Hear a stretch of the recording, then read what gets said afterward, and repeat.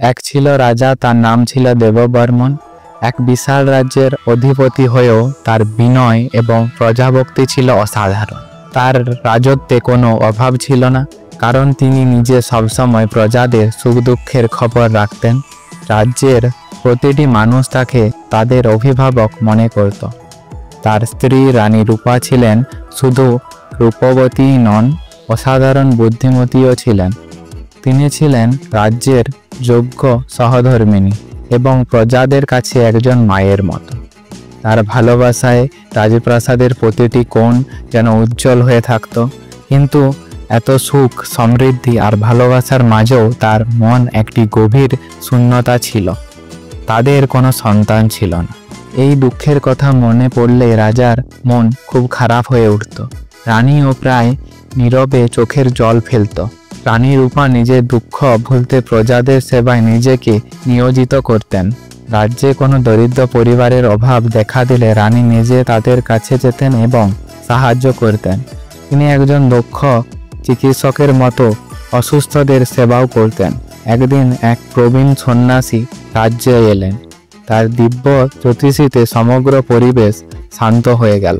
রাজা দেববর্মন খবর পেয়ে সন্ন্যাসীকে পরম শ্রদ্ধার সাথে রাজপ্রাসাদে আমন্ত্রণ করলেন। সন্ন্যাসীকে তিনি সিংহাসনের বদলে একটি উচ্চ আসনে বসিয়ে নিজে মাটিতে বসে তার সেবা করলেন।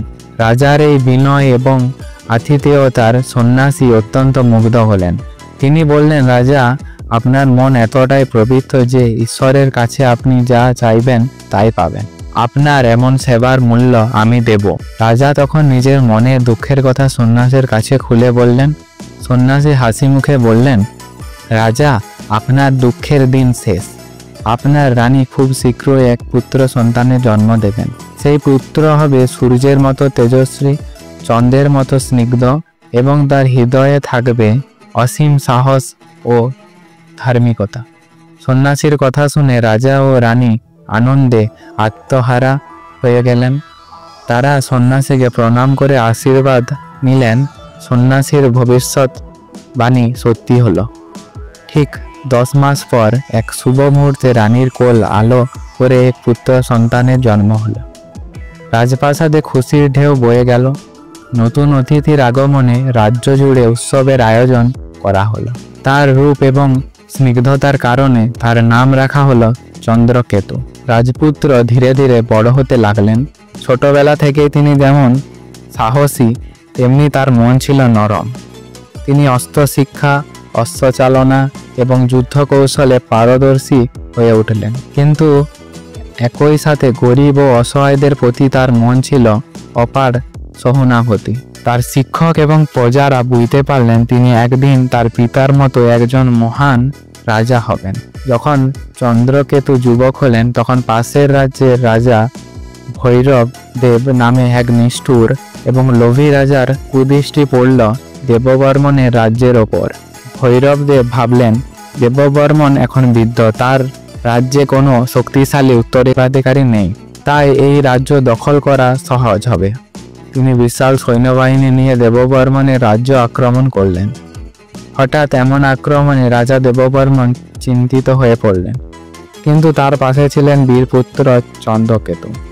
চন্দ্রকেতু পিতার অনুমতি নিয়ে যুদ্ধের প্রস্তুতি নিলেন। তিনি শুধুই নিজের সৈন্যদের নিয়েই যুদ্ধে নামলেন না, বরং প্রজাদেরও ঐক্যবদ্ধ করলেন। প্রজারা তাদের প্রিয় রাজকুমারের ডাকে সাড়া দিয়ে স্বেচ্ছায় যুদ্ধের কাজে যোগ দিলেন। চন্দ্রকেতুর রণকৌশল এবং সাহস দেখে ভৈরব দেবের সৈন্যরা অনেক অবাক হয়ে গেলেন। চন্দ্রকেতু সম্মুখ যুদ্ধে ভৈরব দেবের সম্মুখীন হলেন। তাদের মধ্যে তুমুল যুদ্ধ হলো। চন্দ্রকেতুর তলবারির আঘাতে ভৈরবদেবকে পরাস্ত করলেন। ভৈরবদেবের অহংকার চূর্ণ হলো। যুদ্ধ জেতার পর চন্দ্রকেতু এক অপ্রত্যাশী কাজ করলেন। তিনি পরাজিত ও আহত ভৈরবদেবকে বন্দী না করে তার দিকে এগিয়ে গিয়ে বললেন, রাজা ভৈরবদেব, আপনি যুদ্ধ করে হেরে গেছেন, কিন্তু আমি চাই না আপনি অপমানিত হন। আমি আপনাকে আপনার রাজ্য এবং স্বাধীনতা ফিরিয়ে দিলাম। আপনার প্রতিবেশী, তাই আমাদের মধ্যে শান্তি ও বন্ধুত্ব থাকা উচিত। চন্দ্রকেতুর এই উদারতা দেখে ভৈরবদেব লজ্জিত হলেন এবং হতবাক হয়ে গেলেন। তিনি বুঝতে পারলেন তিনি যার রাজ্য দখল করতে এসেছিলেন সেই রাজকুমার কতটা মহান। ভৈরবদেব নতজানু হয়ে চন্দ্রকেতুর কাছে ক্ষমা চাইলেন এবং তাকে বন্ধু হিসেবে গ্রহণ করলেন। শপথ নিলেন যে তিনি আর কোনো দিন কারোর প্রতি অন্যায় করবেন না। এই ঘটনা রাজা দেববর্মন এবং রানী রূপা তাদের পুত্রের কাজে অত্যন্ত খুশি হলেন। তারা বুঝতে পারলেন তাদের পুত্র কেবল একজন বীর যোদ্ধা নয়, বরং একজন মহান শাসকও বটে। চন্দ্রকেতুর সুশাসনে রাজ্য আরও সমৃদ্ধ হলো। প্রজারা তার দয়ালু এবং সাহসী স্বভাবের জন্য তাকে ভালোবাসতে লাগলেন। ভৈরব দেবের সঙ্গে চন্দ্রকেতুর বন্ধুত্বের কারণে দুই রাজ্যের মধ্যে শান্তি ও বাণিজ্য বৃদ্ধি পেল। রাজা দেববর্মন এবং রানী রূপা তাদের পুত্র এবং প্রজাদের নিয়ে এক সুখী জীবন কাটাতে লাগলেন। তাদের রাজ্যে নামে ইতিহাস উজ্জ্বল হয়ে রইল এবং এক মহান রাজা এবং তার পুত্রের বীরত্ব এবং উদারতার কারণে।